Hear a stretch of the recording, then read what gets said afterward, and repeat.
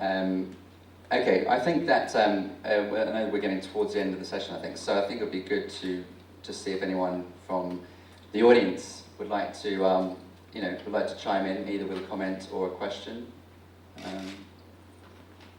Perhaps, maybe talking about, this community factor, and I think that, I think there's been some, there's quite a lot of sort of research coming out that's showing that one of the most significant purchasing prompts for book buyers is recommendations, and so so that's one half of that is the bookstore, the role of the bookstore. You go into a bookstore, you don't know what you want, so you speak to the bookseller and they point you towards the novels. But the other part of that is the social networking, is people that are posting, they put a post out and say, wow, just read this amazing book.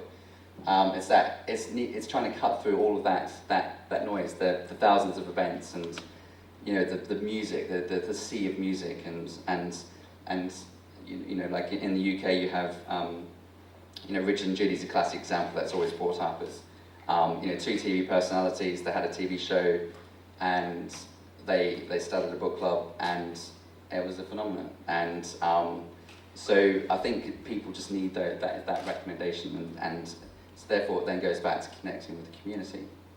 So does anyone want to throw something onto that? I was just going to add to that, which is tools of change. I said Jeff Jarvis gave an example which was on Twitter specifically, and based on a new film coming out, they did some research in the States and they monitored how many people were posting and obviously commenting, and they could judge with sort of about a 95% accuracy which film would be a success based on how much chatter was going on Twitter about it, which I think, that shows that you can monitor these things, but also obviously it has a relationship with books as well. I mean, Twitter specifically, the book industry used very, very heavily and very well, I think, and I think that will only grow. But I think you're right, the basis of that is, the potential of creating a community and then engaging with them, which I think is the key point. There's another side of that. The US TV studios, they actually, when they make pilots of, say, comedy shows, they put it out on YouTube and they monitor the response onto the pilots to actually decide whether or not they're going to actually go and make a TV program. And that's why I think there's probably something I think is going to happen in all the creative businesses. All these community tools, people will put testers out there and they'll monitor the response to see if you actually release a film.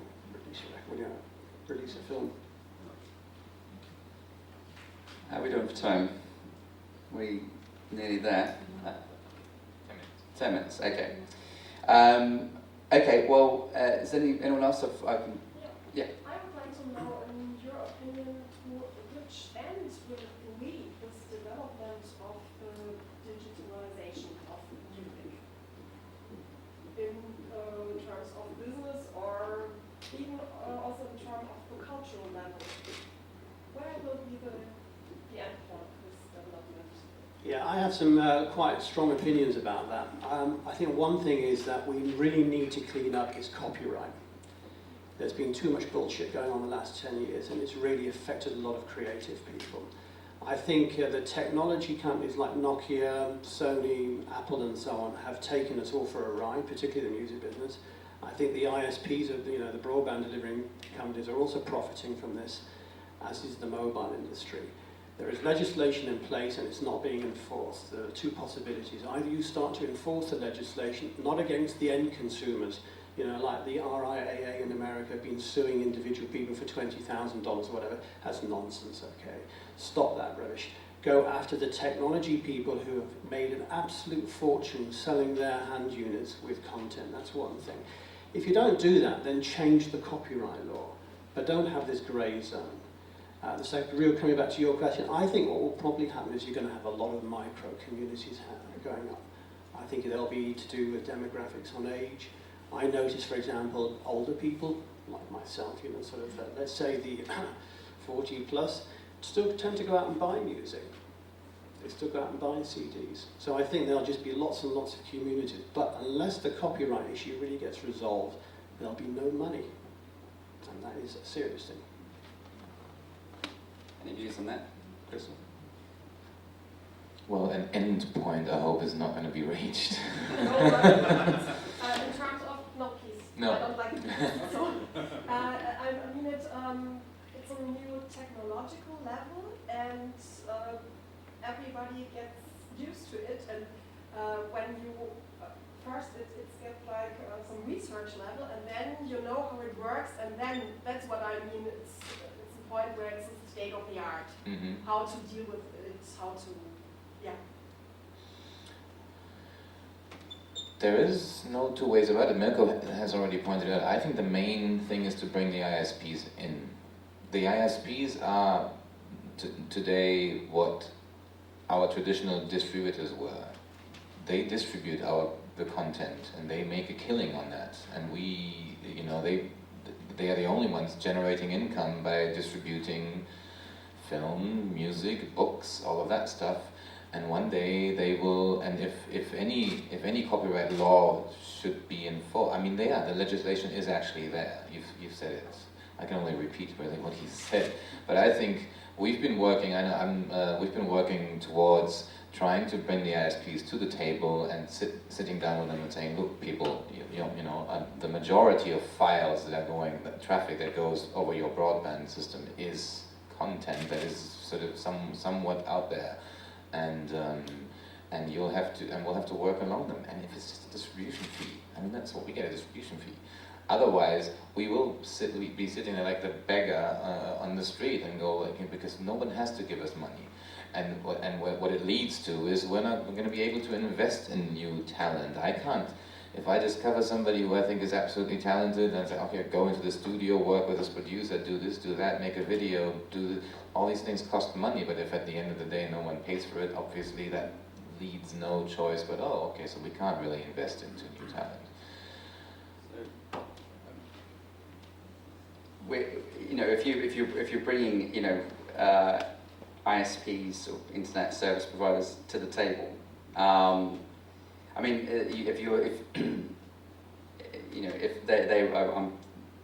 if there is a kind of a fee, you say, would that then be passed on to the consumers, as in the people that are sort of that renting the broadband? Do you think that's an issue? Do you think that's a defence? And do you think?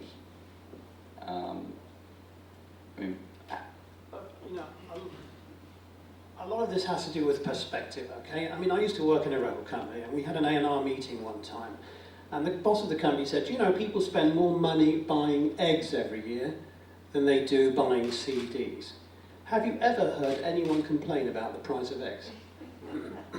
That is really what it's about, and yes, if the consumers have to pay another £20, another $50 a month, that's it, there's just no free lunch. But the problem is also the social media that you are using to get the people motivated to buy the product, are also the people that are sharing illegal links. So what you see, my brother and I have an anti-piracy company. We're protecting the Book of Tony Blair right now, and we've seen from the moment of release that people are sharing illegal links everywhere, and that is the problem. You need to have the promotional side of it without the damage of the sales, and that is where the problem is right now. I'll tell you something else. There are companies out there who can make micro-payment watermarks on a content, okay? That means when the content is shared around, you can follow it. Yeah. So when people say, it's not possible to do this, it's not possible to do that, it's all rubbish. It is possible to do everything if there is a political will, and that political will is not there at the moment. And the price as well, because that is the other issue we face a lot. I don't know if we've got enough time to go to the question. Well, if we've got the situation where, essentially what is driving the success is also driving the piracy. How we kind of capitalize on the success element in a way, which goes back to one of the sort of questions about this discussion, which is events are kind of a good way to raise revenue. Because you can't pirate events, you can sell them. So, well, I mean, you say if people need to come into a venue, then there's that kind of, you can't share events over the internet. What they do is they do something outside the venue. elaborate. I mean, I won't go into this into too much detail, but one of the problems why we have so many bands playing at South by Southwest is because if we didn't, the venues themselves would go and put on their own little concerts, which we don't like to stop people. We have a lot of parties going on at South by Southwest, which are not official parties. Fine, no problem with that, except when you get big guerrilla companies coming down from LA and New York, hiring car parks and charging big corporate sponsors to have their bands play. That is piracy. They're using our name to sell their event. This is, I think it's kind of like a biological process, okay? It's like parasites and hosts. You can't stop it, it's always going to be there. It's just that you've got to make sure the host stays alive. Because otherwise the parasite dies, right? Are you talking about the music that's on the other side of the highway? No. That- There's all kinds of stuff going on. Okay, so because I'm just really there's Yeah, but bootlegging going on, live show I don't bootlegging. consider it to be piracy when it's fanzines or small things like that. It's really these big guerrilla companies on the other side of the highway. What do you do about it? In the case of big companies where we know they're out to make a killing, we close them down. So we have, like I said, a lot of fanzines, small independent labels. Fine, get on with it, go and do it. When people come down from LA and New York and try and do these things, we close them down. And it takes sometimes, a lot of legal costs, but we do it. And actually, I think it protects everyone who pays to come to the event. It protects all the people who are doing the showcases properly, playing the game. It protects them, not just us.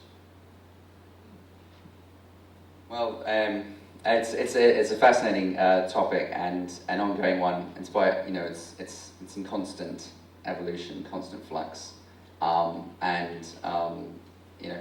it's been good chatting about it. Thank you everyone for coming along and joining us in this discussion today, and thank you to Christof and thank you to Mirko.